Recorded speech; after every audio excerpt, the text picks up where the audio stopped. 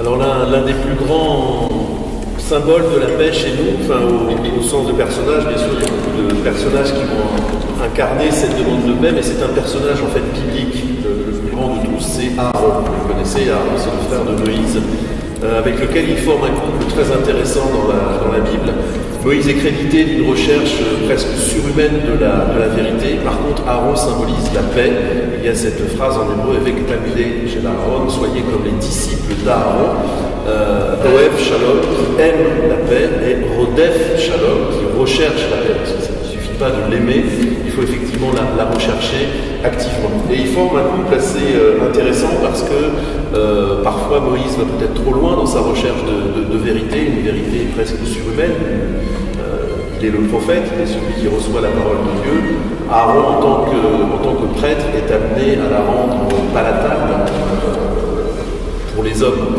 Et donc, il forme constamment une sorte de dynamique et de dialectique. Bien sûr, les deux idéaux de paix et de justice et de vérité sont constants.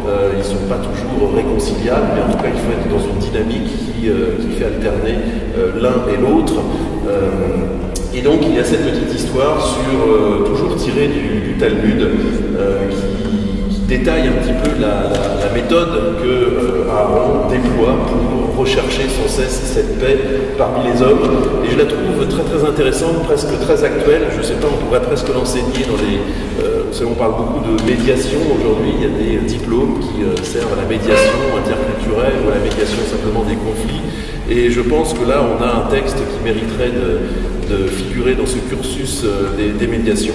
L'une des maximes favorites de Hillel, autre rabbin extrêmement célèbre, soyez du nombre des disciples d'Aaron qui aiment la paix et la poursuivre. Oev Shalom, c'est la petite phrase dont je vous ai parlé tout à l'heure. Elle fut développée en ces termes. Comment est l'homme qui aime la paix? Très bien, qu'est-ce que ça veut dire, Oev Shalom, en gros? Ceci enseigne qu'il faut qu'un homme aime à voir la paix se maintenir entre tous les individus de la même manière qu'Aaron aimait à faire aimer la paix entre nous, car il est dit: la loi de vérité était dans sa bouche, il a marché avec moi dans la paix et dans la droiture, il a détourné beaucoup d'hommes de l'iniquité. Détaille un petit peu ce que pourrait vouloir dire la paix, mais le texte, évidemment, le Talmud va plus loin, il dit: mais que signifie détourner beaucoup d'hommes de l'iniquité? Et là, donc, c'est assez savoureux. Enfin, on voit Aaron déployer toute sa technique, en quelque sorte. Quand Aaron suivait une route et rencontrait un méchant, il le saluait. Le lendemain, si cet homme était sur le point de commettre une transgression, il se disait, ce méchant: comment pourrais-je, après avoir fait cela, lever les yeux et regarder Aaron? Je serais rempli de honte devant lui qui m'a salué. Donc, Aaron parie sur... même chez le méchant, il y a quelque chose de bon. Il y a quelque chose de bon qui se dit en son fort intérieur. Aussi s'abstenir de mal faire. Finalement, ce méchant est comme tétanisé. Peut-être qu'il a envie de commettre son acte, mais par égard pour Aaron, quand même, il s'en empêche. Donc, c'est pas la résolution totale, c'est pas encore la paix des cœurs, mais en tout cas, c'est le mal, c'est arriver à détourner le mal pour qu'il ne s'exprime pas dans le monde. De même, lorsque deux hommes étaient en conflit, Aaron allait trouver l'un d'eux et lui disait: mon ami, vois comment se comporte ton ami. Il se frappe la poitrine, il déchire ses vêtements et il s'écrie: malheur à moi, comment puis-je regarder mon ami en face? Je suis confus en sa présence, puisque c'est moi qui le premier et mal agi envers lui. Et Aaron restait près de cet homme, jusqu'à ce qu'il eût chassé de son cœur toute dignité. Ensuite, il allait dire exactement la même chose au compétiteur, jusqu'à ce que celui-là aussi ait renoncé à toute malveillance. Qu'en résultait-il? Dès que les deux hommes se rencontraient, ils couraient l'un à l'autre et se donnaient un baiser. Création était ex nihilo, création à partir de quelque chose, création temporelle ou éternelle, etc. Enfin, il y a des discussions avec différentes écoles, les Maïmonides dit un truc, et Crescas en dit un autre, Al-Balagan en autre chose, Gersonide encore une autre idée, etc. Donc, là, je ne suis pas spécialiste de la pensée médiévale, mais ça les préoccupait énormément, ces affaires-là. Et avec différentes thèses complètement opposées, de la création ex nihilo vraiment, à la création à partir d'une matière première qui aurait préexisté, qui serait justement dans le tohu. Mais le premier sens qui vous vient à vous quand vous lisez ça, c'est est-ce qu'il y a une connotation connotée négativement?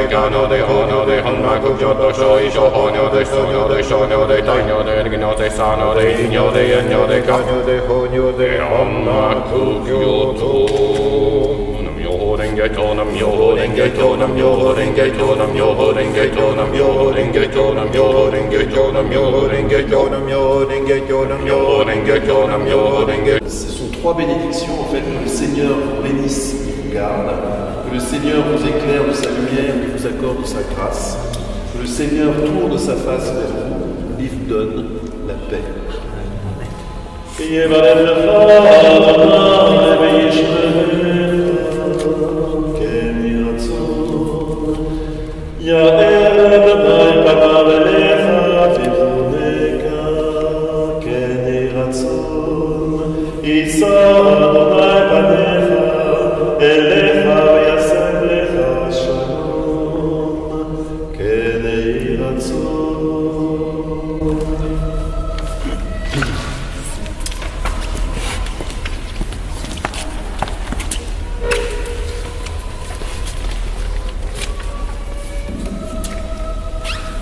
À la fin de chaque célébration eucharistique,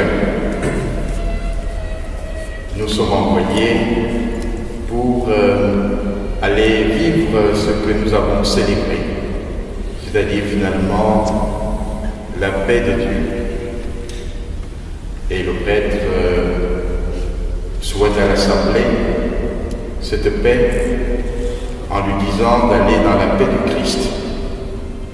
Le Christ qui est le prince de la paix.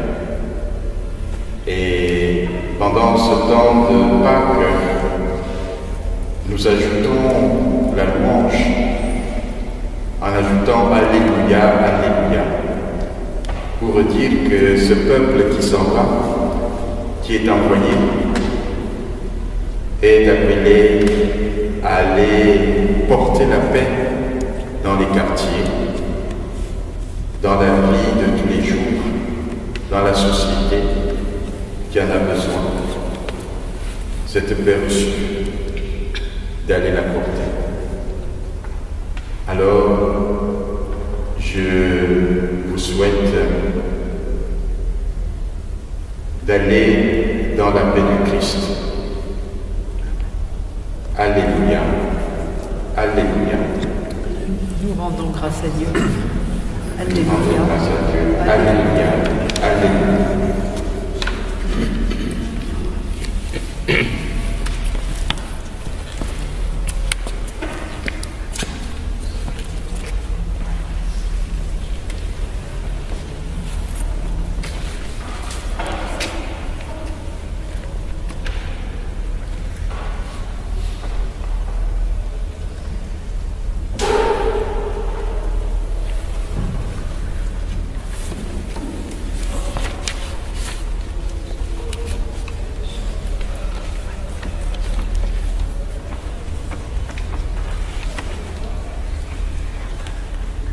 Terminé, on va juste lire le début, la première sourate du Coran qui symboliquement contient tout le livre du Coran. Donc, je vais dire en français, ça fait avec les années dans la langue originale.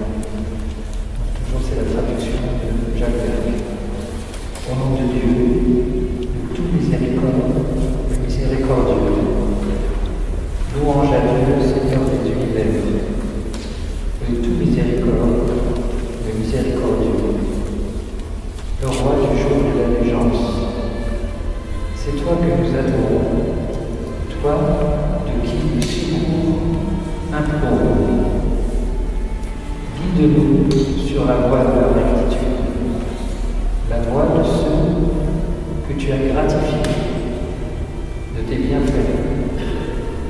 pas celle des révoltés, non plus ceux qui s'égarent. Bismillahirrahmanirrahim. Alhamdulillahi Rabbil Alamin. Ar-Rahmanir-Rahim. Maliki Yawmiddin. Iyyaka na'budu wa iyyaka nasta'in.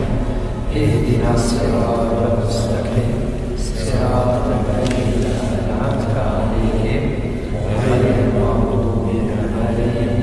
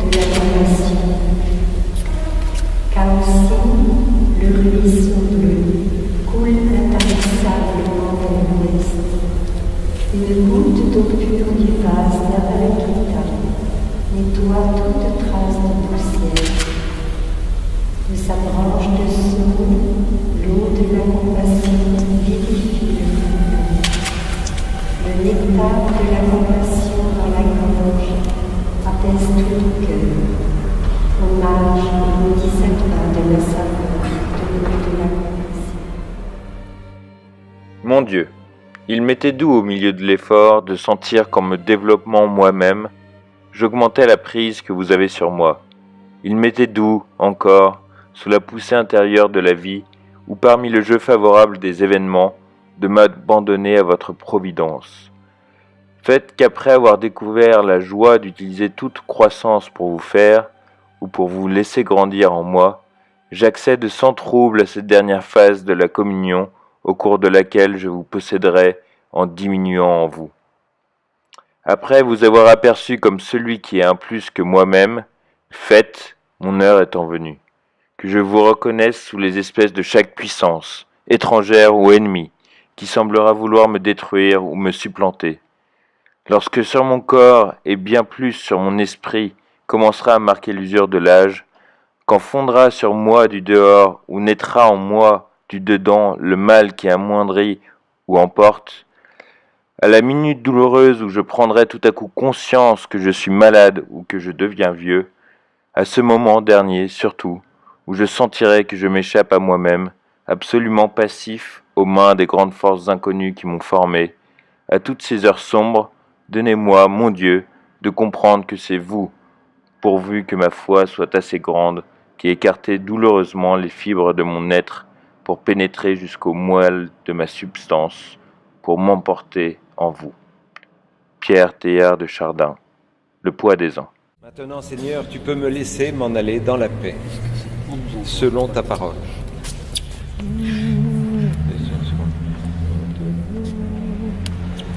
Maintenant, Seigneur, tu peux me laisser m'en aller dans la paix. Maintenant, Seigneur, tu peux me laisser reposer. Tu peux laisser s'en aller ton serviteur en paix selon ta parole. Car mes yeux ont vu le salut que tu prépares à la face des peuples.